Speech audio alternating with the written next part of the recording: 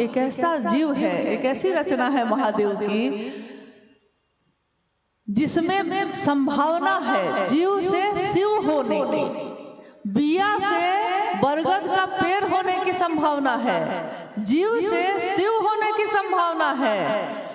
हमारी आपकी आंखों के सामने ही होगा, ये हो रहा है, लेकिन हम इन आंखों से देख पाते हैं? हमारी आंखों के सामने ही शिव की ऊर्जा का संचरण एक मानव तन में हुआ, जिनको हम कहते हैं साहब हरिंद्रानंद जी। शिव की ऊर्जा, महादेव की ऊर्जा उनके शरीर में उतरी, उनकी सांसों पे उतरी, और एक दुबले पतले साधारण दिखने वाले व्यक्ति,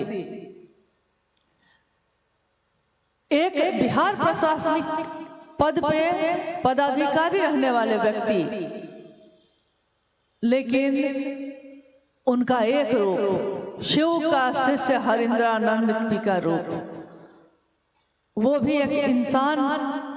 शरीर में ही है ना, शरीर में सामने दिखे हैं लोगों के। शिव की ऊर्जा कण कण में है, कहाँ नहीं है,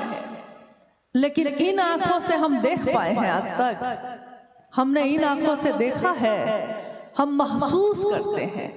हवा चलती है, सांस चलती है मेरी आपकी, हमको समझ में आता है, हमको एहसास होता है कि सांस चल रही है,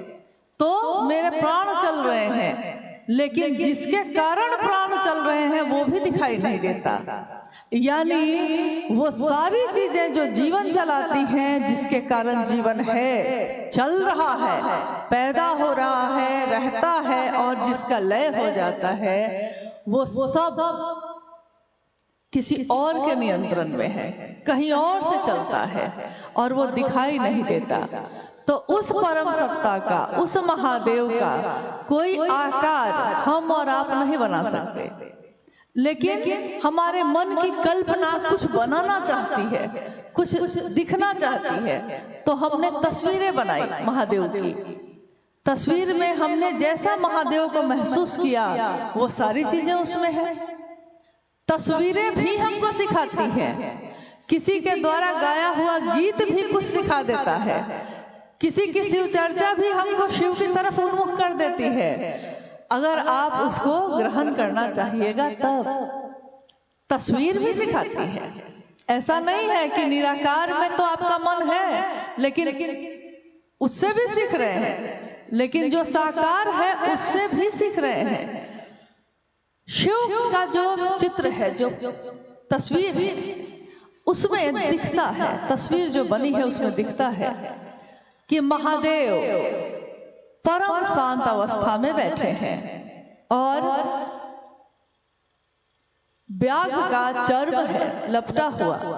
चिता का भस्म है लगाया हुआ,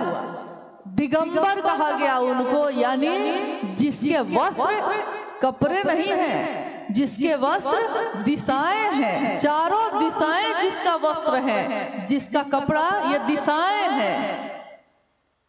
कहते हैं कि शिव के अगर प्राण की बात कहें, है तो नहीं, हम तो महसूस नहीं कर सकते, उसके तत्व को हम नहीं जान सकते, कि उनके सांसों में पवन 49 है प्यारे,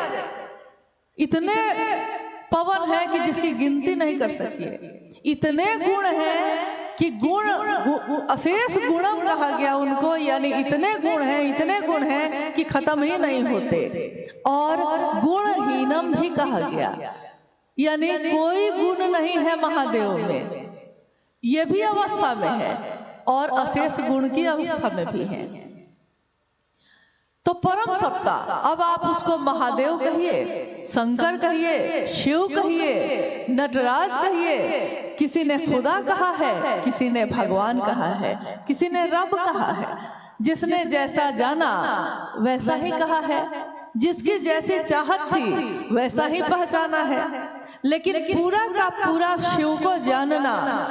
इस जगत में रहने वाले लोगों के अनुमानस की सीमा से बाहर की बात है। एक सीमा तक हमारी ये आंख देख सकती है, लेकिन इस दीवार के उधर क्या है आप नहीं देख सकते। एक सीमा तक हम हाथ से छूकर, स्पर्श करके किसी चीज को महसूस कर सकते हैं, लेकिन बिना स्पर्श किए हर चीज को महसूस नहीं कर सकते। कुछ दूरी तक की आवाज हमारे ये कान सुन सकते हैं, लेकिन अगर बहुत दूरी बढ़ गई है तो इन कानों में वो आवाज सुनाई नहीं देगी। इतने ही लोग हम लोग बैठे हैं, माइक ना हो, हम यहाँ से कितने भी जोर से बोलेंगे, आधे लोग सुनेंगे, आधे लोग को सुनाई नहीं देगी। यानी इंसान के हर चीज की एक सीमा है, लेकिन महादेव को अनंत कहा गया,